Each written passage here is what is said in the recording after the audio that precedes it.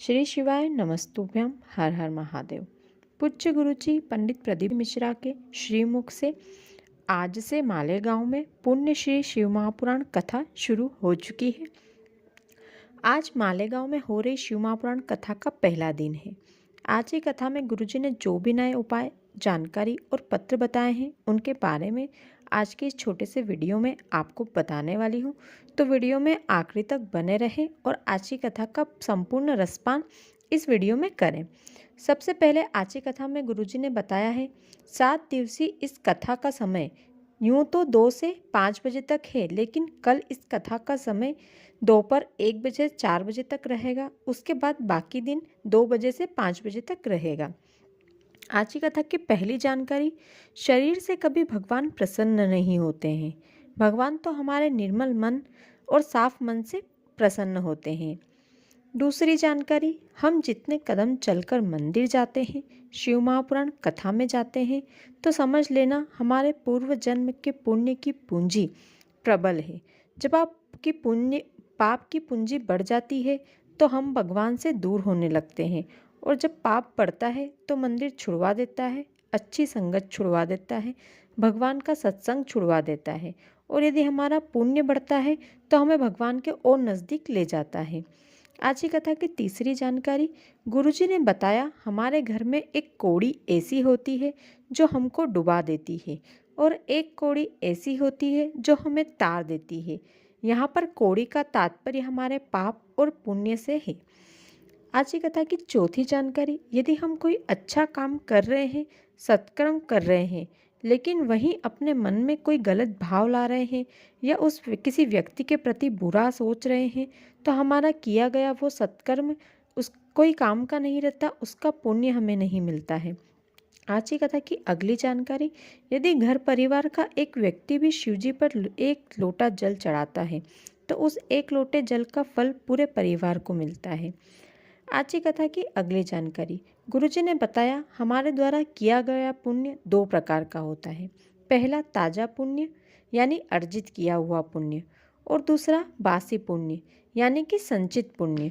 बासी पुण्य जो हमने पूर्व में किया हुआ है, और ताजे पुण्य हमारे द्वारा आज किया जा रहा है। मतलब यदि आपको शिव महापुराण सुनने का मौका मिला है तो वो हमारे बासी पुण्य का फल होता है, यानी संचित पुण्य का। और उस कथा में बैठना और उस कथा का सुनना हमारा ताजा पुण्य है, जो कि हमें आज करना है और उसे अर्जित करना है। आज की कथा के कुछ पत्र जो गुरुजी ने पढ़कर सुनाए हैं। पहला पत्र मोनिका जी ने महाराष्ट्र से लिखा है। वे लिखती है, मेरे पिताजी को मुंह का कैंसर हो गया था। उस समय लॉकडाउन चल रहा था। डॉक्टर ने जांच आने के बाद हमें बताया कि उन्हें कैंसर है। लॉकडाउन के बीच में ही डॉक्टर ने ऑपरेशन किया। ऑपरेशन के कुछ समय बाद पिताजी को तकलीफ होने लगी। एक बार फिर से डॉक्टर ने ऑपरेशन का बोला और उनका ऑपरेशन किया, लेकिन पिताजी की तकलीफ बढ़ने लगी। कीमिया चलते रहे। डॉक्टर ने फिर से हमें ऑपरेशन करवाने को कहा, लेकिन ना ही पिताजी का शरीर ऑपरेशन के लायक था और ना ही हमारी शक्ति थी। मैंने आजी और मेरी मामी ने मुझे आपकी कथा के बारे में बताया, शिवजी पर एक लोटा जल चढ़ाने का महत्व बताया, और सीहोर के कुबरेश्वर धाम का रुद्राक्ष के बारे में भी बताया। फिर मैंने अपने परिवार के एक सदस्य को सीहोर भेजकर वहाँ का रुद्राक्ष मंगवाया। उस रुद्राक्ष को रात भर तांबे के लोटे में जल में रात भर रखा, और सुबह वो जल शिवजी पर चढ़ाते। वो जल झेलकर लाती और एक चढ़ी हुई बेलपत्र लेकर आती। वो झेला हुआ जल पिताजी को पिलाती और बेलपत्र को पीसकर पिताजी को खिलाती। उनकी दवाइयाँ भी हम कुंदकेश्वर महादेव का नाम लेकर उन्हें देते। धीरे धीरे पिताजी की रिपोर्ट नॉर्मल आने लगी। आज पिताजी ठीक है, हमारे साथ है, और मैं बाबा को यहाँ धोख लगाने आई हूँ। दूसरा पत्र एक महिला ने लिखा है। गुरुजी, मेरी बेटी की तबीयत अचानक खराब हो गई थी। उसे हॉस्पिटल ले गए। उसे हॉस्पिटल वालों ने एडमिट कर लिया और 3 दिन तक तबीयत ठीक नहीं हुई। उसके बाद उसे वेंटिलेटर पर कर दिया। वेंटिलेटर पर जब मेरी बेटी थी तब उसका पूरा मुंह पन्नियों से पैक था। केवल नाक का एक छेद खुला था और उसमें नली लगी थी।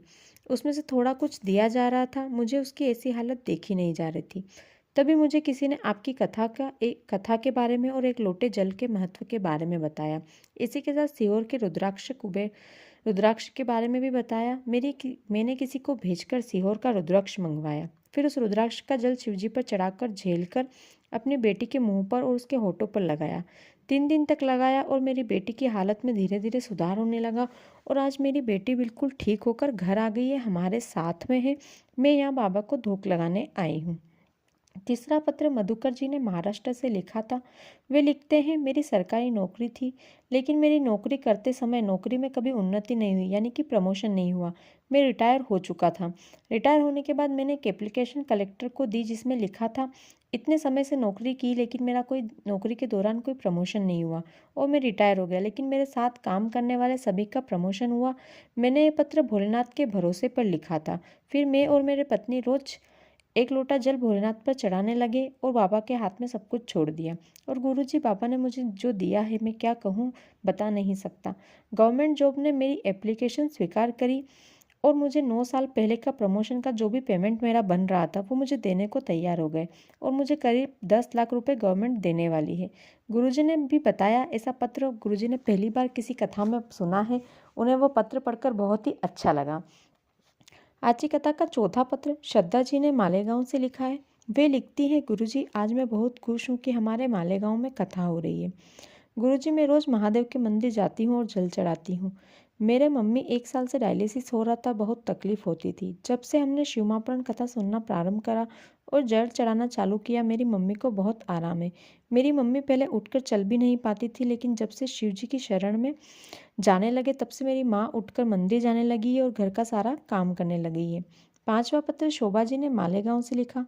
वे लिखती है, मेरे पति की अचानक तबीयत खराब हो गई, उन्हें हॉस्पिटल ले गए। वहाँ वेंटिलेटर की व्यवस्था नहीं थी, तो केवल एडमिट किया और इलाज चालू किया, लेकिन 2 दिन तक कोई फ़र्क नहीं पड़ा। फिर हम बड़े हॉस्पिटल लेकर गए।